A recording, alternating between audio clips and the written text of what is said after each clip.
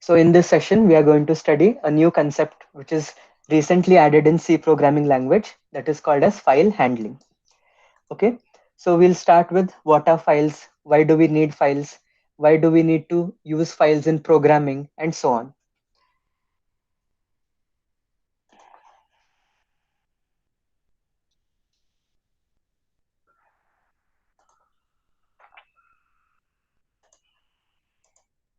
So why do we need a file, and what is a file?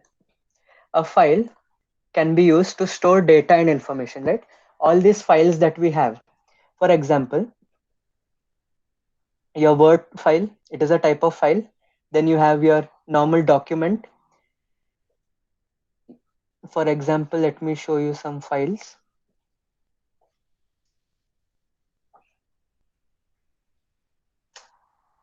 So this is your Word type of file. Okay. How can you identify this is a Word file? You can write some data, you can have images in this file, you can have certain links in this file. Then you can have certain diagrams, you can insert certain shapes and all. Okay. So what can be done in a file? You can organize your data well, or you can present it well, or you can store some data in a file. Okay. This is one type of file which the extension is .doc. If the extension is .doc, then it is a Word type of file. Then we have the text files, in which basically you only type some things. Usually you cannot store images and links and all that, right? So this is a text file. That is because you can only have text in this, only sentences, words, paragraphs. And the extension is .txt because it is a text file. Then another type of file which you are seeing on my screen for the presentation is the PPTs, that is with the extension .ppt or sometimes .pptx.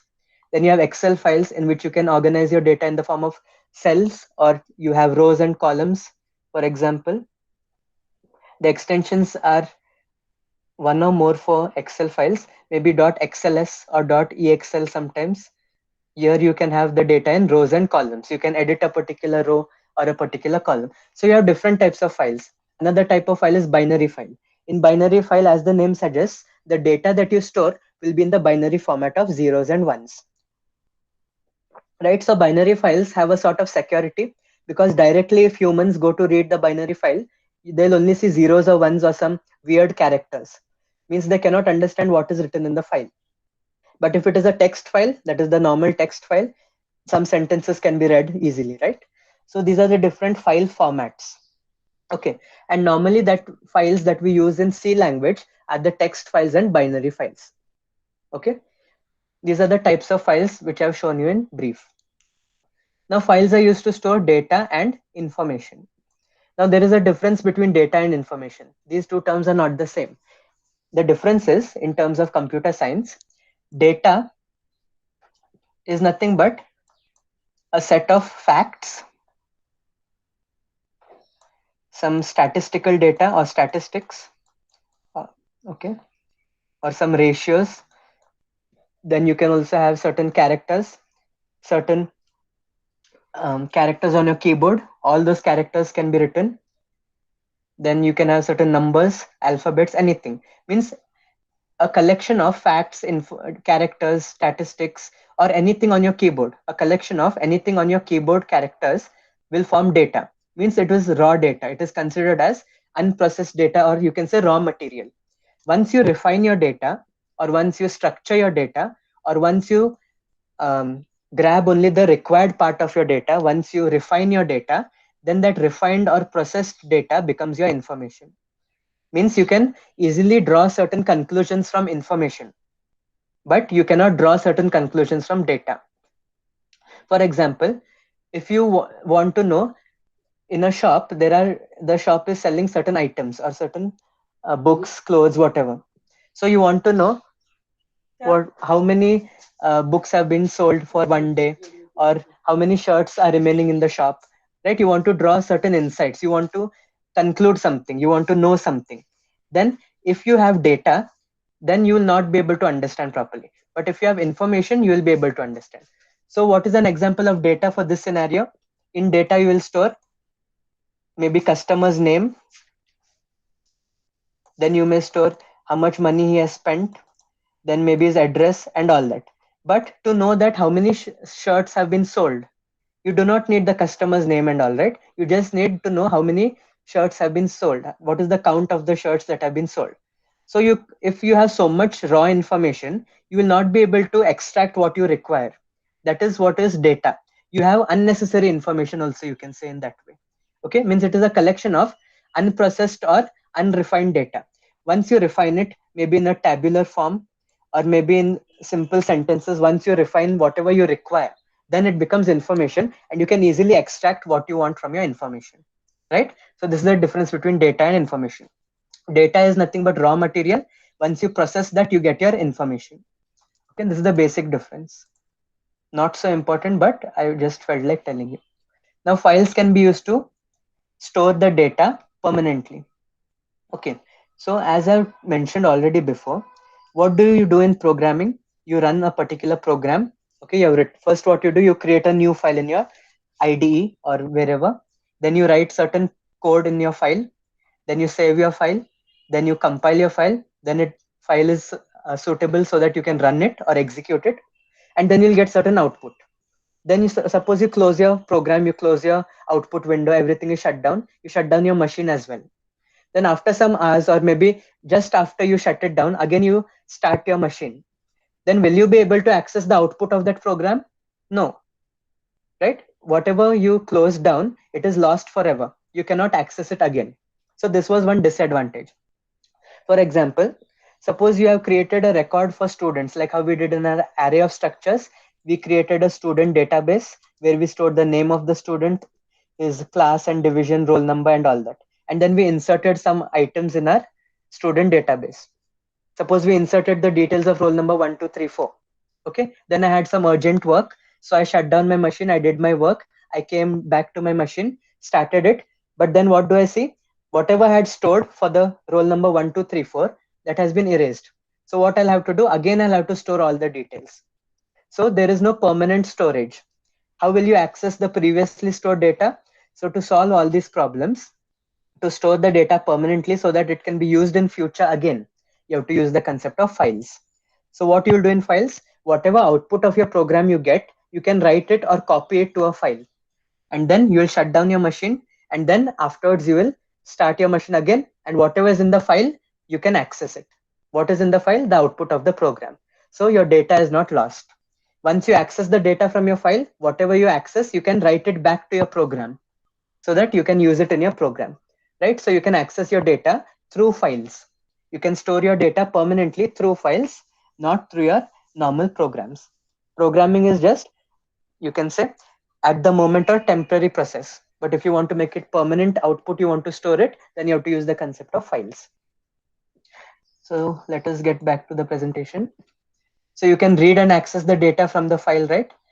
And one more thing is why your program output is not stored, but why the files are stored, right? So let us answer this question. So you need to have a certain background of your organization of and architecture of your computer. What happens? Whenever you write a program, it will be compiled and an executable file. That means your higher level language has been converted to binary language, zeros and ones, which the computer can understand and process, which the computer can work on. So whatever you have compiled, that particular file is, okay, let me show you an example.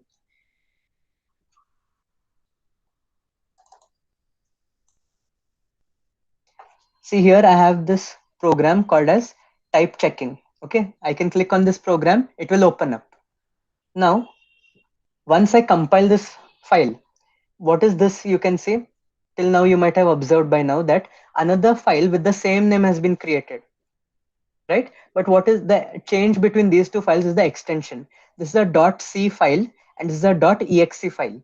.exe means it is an executable file. Whatever the compiler does on your file, the output of the compiler is also a program which is applied to your program. Compiler is a program or a system software that has been applied to your user defined program.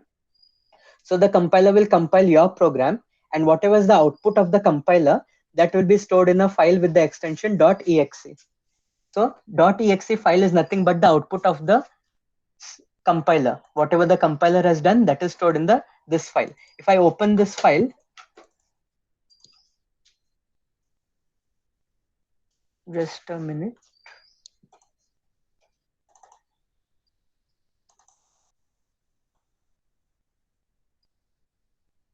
Right, so it is opening the .exe file. Just a minute. So it was opening a .exe file, means whatever the compiler has compiled, right? So now you have understood that you have the executable file.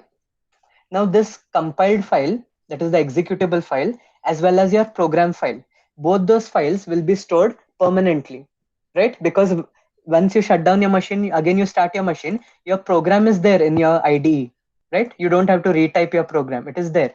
So your program will be saved. It will be present even after you shut down and start again. But the output of your program is not getting saved. Means what? Your program file is getting stored in some other location and the output will be in some other location which cannot be stored. So basically, there are two parts. Okay, let me draw a diagram to show you.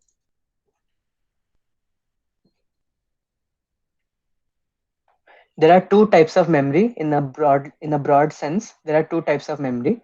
One is volatile and one is non-volatile. Or you can say one is RAM and one is which is your primary main memory, RAM, which is volatile or which is temporary memory, you can say. Another thing is ROM, or your secondary storage devices like your hard disk, USB, CD, floppy disk, all that is ROM. That means that memory is permanent. So whatever is stored in ROM, that can be stored permanently. Only you can delete whatever is stored on ROM. Suppose you have a file X over here, then you shut down and start again, it will remain in your ROM. It will be accessible. But you can delete this file, right? If I want, I can delete this file. I can simply click on options and delete it, right? And it will get deleted. So you have erased it from your secondary storage or from your ROM. Okay, you can do it. But if you do not do it, it will remain permanently, right? But RAM is how, suppose you have written the output, you have got the output of your program and your program is now in the RAM memory.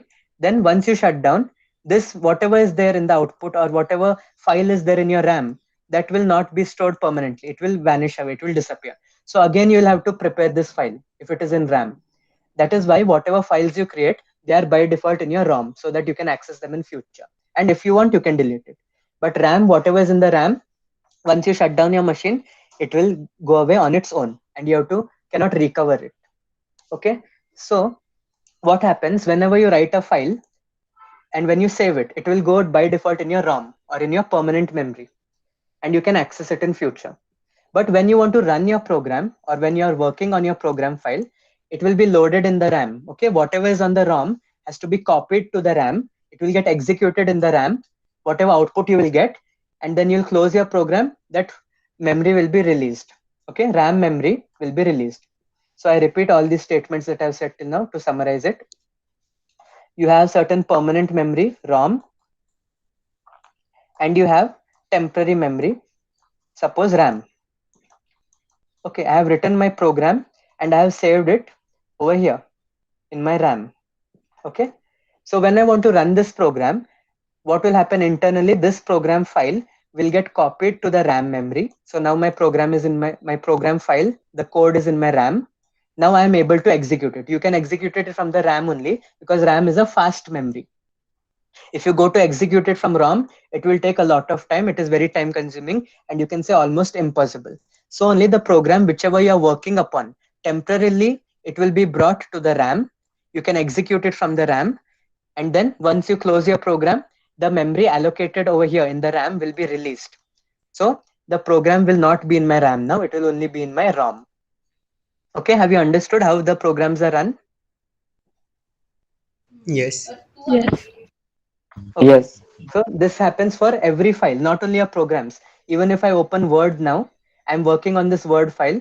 So it has been loaded or copied from my secondary memory, that is permanent memory, to my main memory or ROM, main memory or RAM. Primary memory, RAM, main memory, all is same thing. Now I'll write something. I want to save this. So when I save, it will go to my secondary memory. I will close this file. Then again, when I want to work on it, it will be loaded in my RAM and then I can do any editing if I want. and again close it, again it will be released and it will be there in the updated form in my ROM. So this way, for each file, it will happen. Just a minute.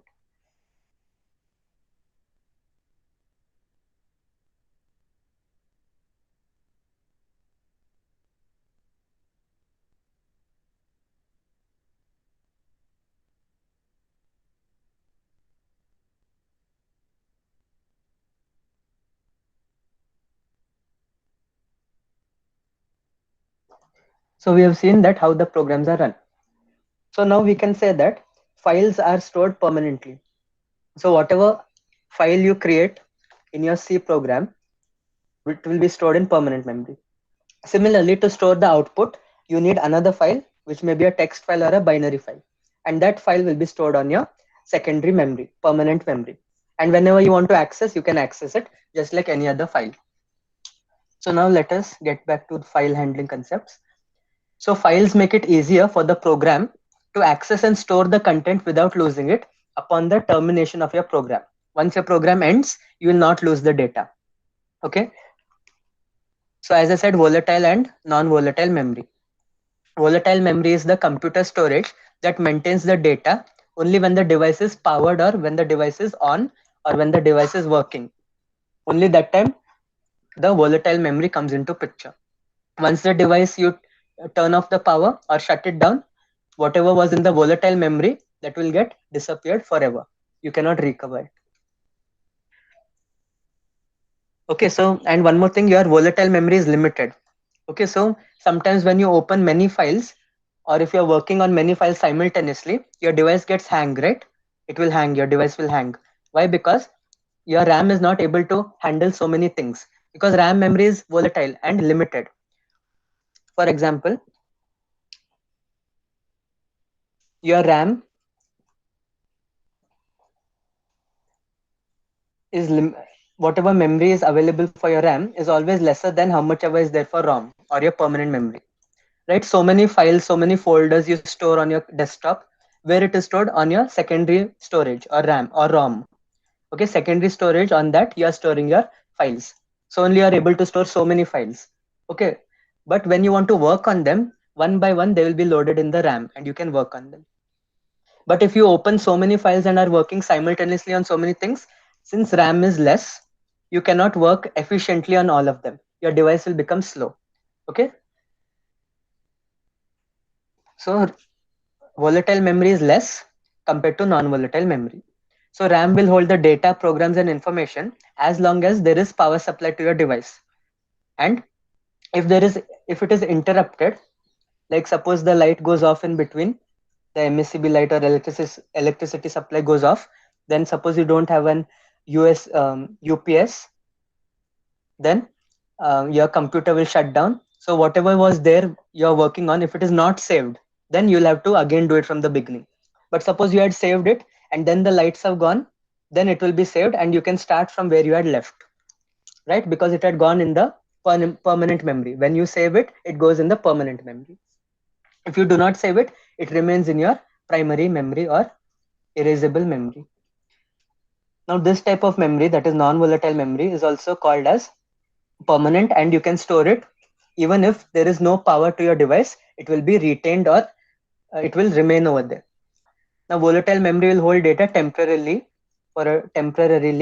and it is limited, and it is used for long-term storage. Which one? Non-volatile. Okay, so these are basic differences. Volatile memory is less, non-volatile is more. Volatile memory is temporary, non-volatile is for permanent storage, and it gets deleted on its own in volatile memory. But in non-volatile memory, if you want, then only you can delete, otherwise it will not get deleted. So example is RAM memory for volatile. For non-volatile, what are the examples? Hard disk, compact disk or CD, floppy disk, USB or universal serial bus, and then your magnetic tapes. So files are stored in non-volatile memory whenever you save them. Why do we need files? As I said, if your program is terminated, data is lost because it is in the RAM. So storing a file will preserve your data even after the program is over or terminated. RAM is not able to handle large amount of data. That is why I said it is limited memory due to its small size compared to the hard disk. right? Hard disk size is always bigger than your RAM. So it is easy to transfer data also as files. If you want to transfer data, it is easier through files. Now, types of files that you usually use with your C programs, that is, which type of files the C programs can access: binary files, in which the content is in the form of zeros and ones, or text files, in which the content is in the form of words, sentences, letters, paragraphs. Now, binary files are what? The files in which you store data in the form of 0 and 1. They are not directly readable, right? It is not possible for us to read zeros and ones directly. So an application or software is required, extra additional application, so that you can read these binary files. An example, and your C programs can read the binary files on their own, right? Why? Because computer can understand zeros and ones, so automatically the computer will be able to understand the text in the files, which is in the form of zeros and ones. If there is a text in the form of English letters or sentences, the computer has to first convert it into zeros and ones, and then only it can understand. Anything which you store on your computer, it has to be converted into zeros and ones, and then only the computer will be able to understand it. Example of binary file is a doc file. Okay. Now text files, they can store data in the simple text format. They are directly readable, just like how you can see here. I've written types of files. There are two types of files. You can directly read it. Same is the case with text files. No software additionally is required. You can directly read it. Example is .txt file. That is your notepad files. Okay. By notepad, you can create your .txt files.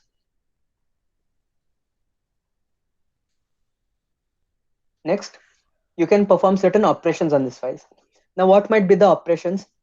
Say first you want to create a file, then you will write something to that file, then you will read something from that file, and then you will use whatever you have read. So basic operations are: you will create a file. After creating, you cannot directly read or write to that file. What you have to do after creating the file, first open that file. Okay. Then you can read whatever is written in that file, or maybe you want to write something and store in that file. Okay, you have done certain operation.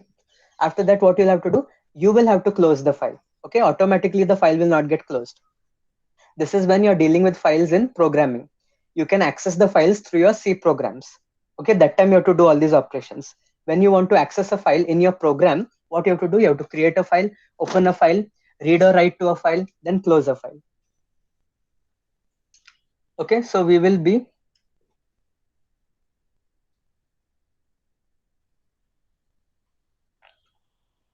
seeing all these operations now one by one. Okay, so how you will create a file using a program.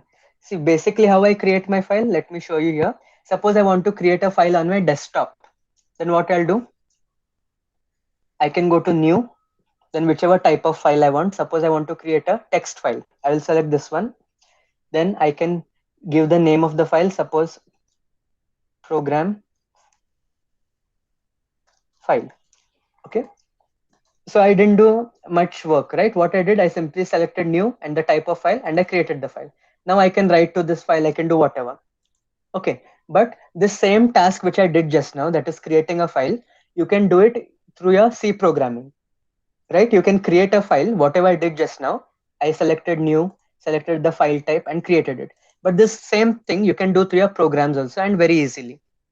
Okay, so that we'll be seeing now, how to create a file using your C programs.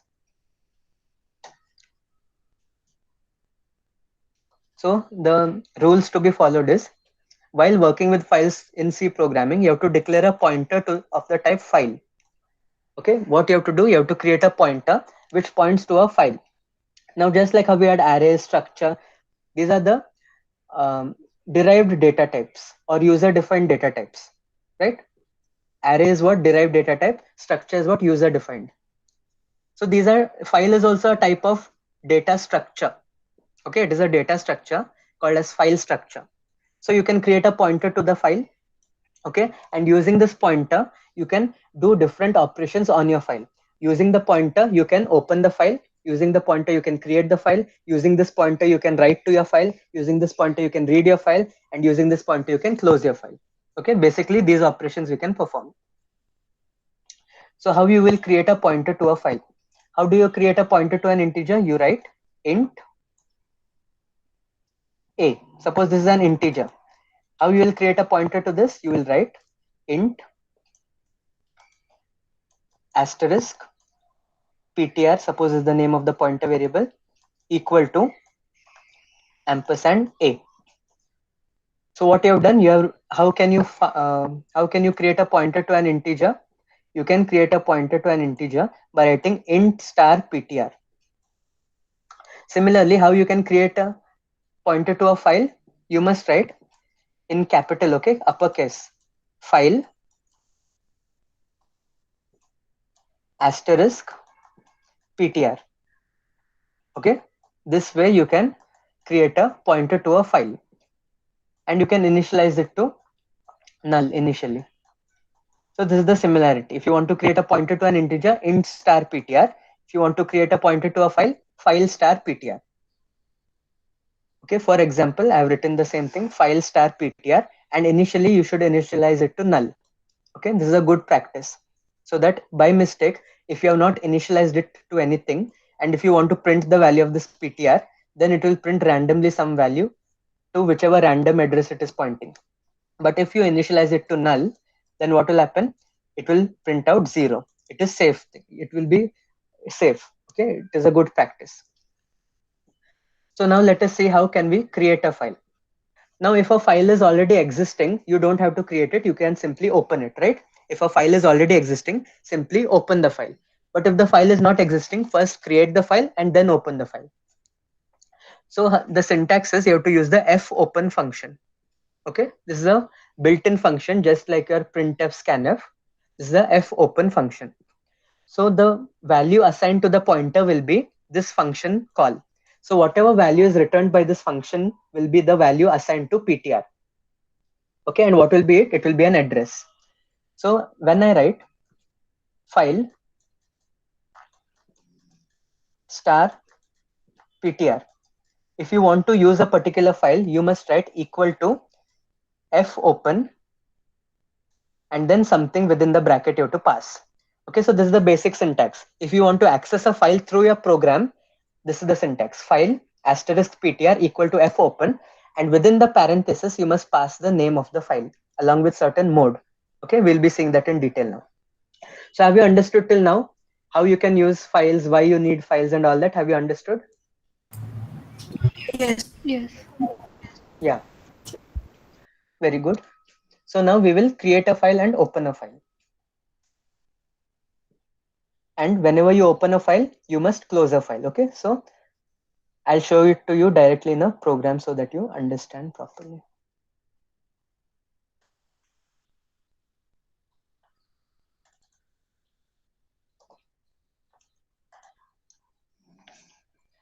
And you don't have to include any header files for file handling concepts. You have to simply use stdio.h only.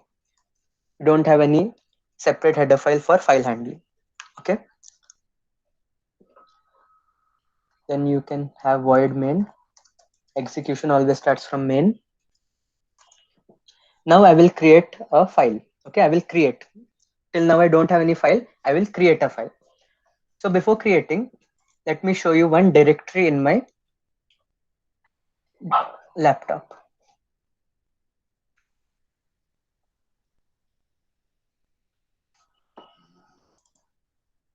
So at the moment in this directory, there is a single ppt file. Okay, there's only a ppt. There is nothing else. Okay. Now, once I execute this program, a file will be created here automatically. Right? That is what we want to do. If I want to do it manually, what I'll do? I'll go to new. I'll create a text file over here. I will name that file and over. I have created a file. Right? I can access it. But the same thing I will do through a program now. So initially there is nothing over here except this ppt file. Okay, there can be no file also, it's okay. Even if you have files, if you don't have files, it's okay. So now what I will do, I'll write in uppercase file. Okay, let me show it to you simultaneously so that you don't miss out on anything. Okay, file asterisk ptr equal to fopen. Within my brackets, I must give the name of the file within my double quotes. And suppose the name of my file is my file. Okay, this is the name of my file, my file. You can name it anything. Okay, and you must specify the type of this file. It is a text file, so I'll write .txt as the extension so that the compiler understands. I'll give comma, and there is a particular mode, means in which form you want to create this file or in which form you want to open this file. See, this function, suppose the file was already existing, I had to just open it, but now the file is not existing. So first I'll create it and open it, but in which mode I will open it, right? If you want to write to a file, you have to open it in the write mode. If you want to read a file only, that means you want to know what you have stored in the file, you want to read the content of the file, then you have to open it in read mode. Okay, there are different modes other than read or write. For now I want to suppose read the content of the file. Okay, there is nothing in my file, so whatever I read will be empty. Or let me open it in write mode, means there is nothing in my file, so I want to write something to my file. Okay, so I've written file asterisk ptr f open, the name of the file with the extension, comma, the mode in which I want to open. And then you have to close your file also. For closing a file, the syntax is fclose function and pass the file pointer to it. So the syntax is fclose and then brackets. Within the brackets, you have to pass the pointer variable name ptr. You can call this fptr, a, b, c, whatever. I've called it ptr. Okay. Now I have to save this program file. Okay, I have to save this program file. So I will save it. Where I'm going to save it? The directory which I just now showed you. That is this one. I will save it as, you can save it as anything, no issues. File handling demo, program 1. Save it as a C file and save. Okay. So now what all is in my directory? The program file which I just now created. Okay. It is not the file, actual file which should get created. My file is not yet created. Why? Because I've not yet run this program, right? I've not yet ran this program. I've not yet executed this program. So only the program file is saved. Now I have to run this program and then the myfile.txt file will get created. So let me run this program. I have run it. I have executed it. And as you could see, immediately what happened? One thing what happened is the executable file, that is the output of the compiler, has been created because I executed my program. And then what was in my program? I had to create a file. So that file has got created, right? Automatically. I did not create this my file. This is your normal text file which was created through your program, right? Have you understood how I created this file? Yes. Yes. And one more thing, where you store your program, there only the file will get created in that same folder, right? If you want to create it in some other location, then you have to specify the entire address of that location. Like if you want to store in D drive, then D colon forward slash whatever this um, this comes, no, C colon slash users name desktop. You have to specify this whole address and then you can store it over there. Okay, that we'll see next time. So basically now what we have done, we have created a file in the same folder where we saved our program file, okay, through programming. Okay, so I think we can stop here for today. Any doubts you can ask me and put your attendance in the chat box. So file handling concept is very important and interesting, and it is simple also to understand, but you must pay attention. Okay, any doubts?